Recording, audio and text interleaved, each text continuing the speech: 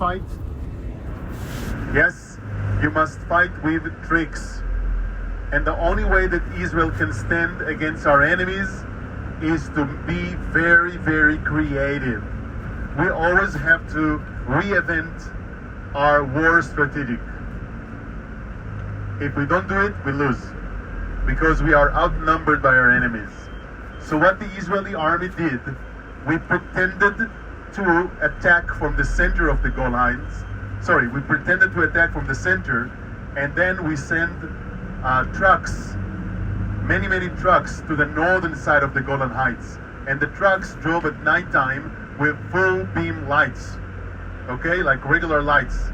But those tracks were empty. So the enemy thought that we are moving forces to the north, but we actually stayed at the center.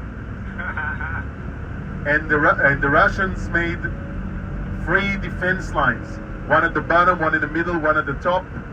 And what we did, we used the tanks. By the way, we took old Shermans, Second World War tanks, and we made them into Super Sherman. I'm serious, that's the name. We changed the armor, we changed the tracks, we changed the cannons, and made them more efficient. And our tanks were a little bit better than the enemies. Anyway, what they did, they sent the tanks first, and the infantry followed. They breached the defense lines of the enemy, and then they turned back. So the Syrian outposts were actually attacked from the back, from the high ground to the low ground.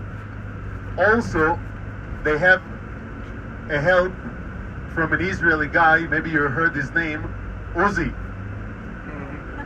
the submachine gun. Okay.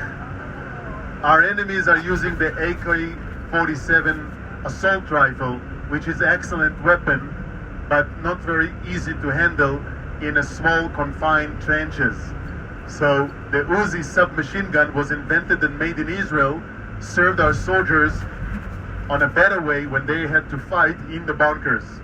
Because in the bunker, it doesn't matter how far you can shoot, what's more important is who's shooting first.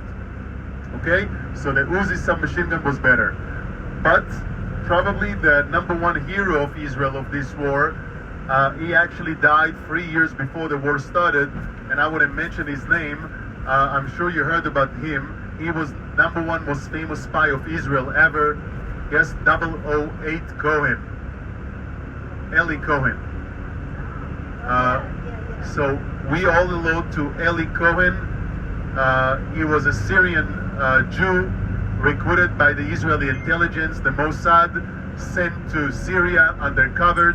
He became friend with the Syrian commanders, and he broadcast all information to Israel.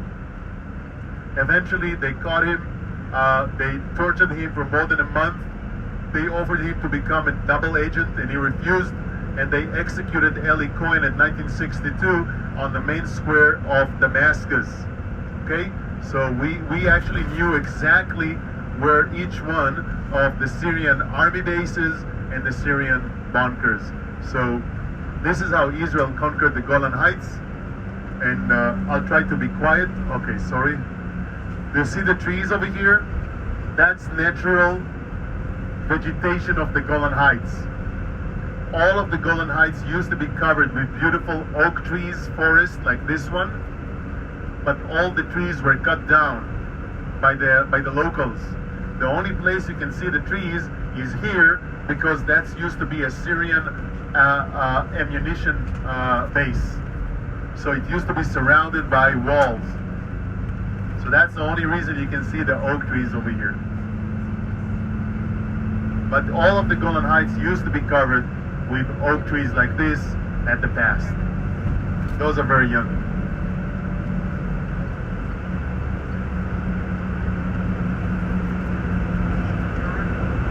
But those are native trees, oak trees.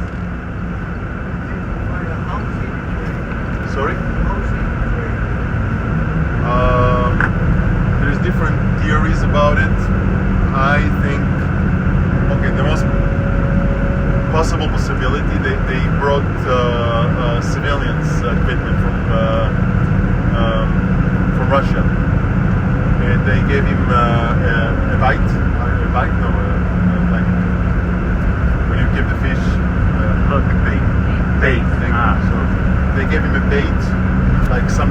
component that you have to transmit, and they shut down all radio transmission in Syria.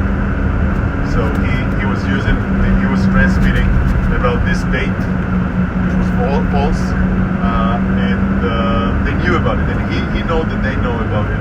He just took incredible risk. He was in Israel, I think a month before, and his employees and the Mossad told him, don't go back. And he said, no, my job was not finished yet, and he came back. And he broadcast, they stopped all radio transmission in the country, in the area, and they brought Russian, Soviet civilians equipment, and that's how they got it. They traced the radio transmission.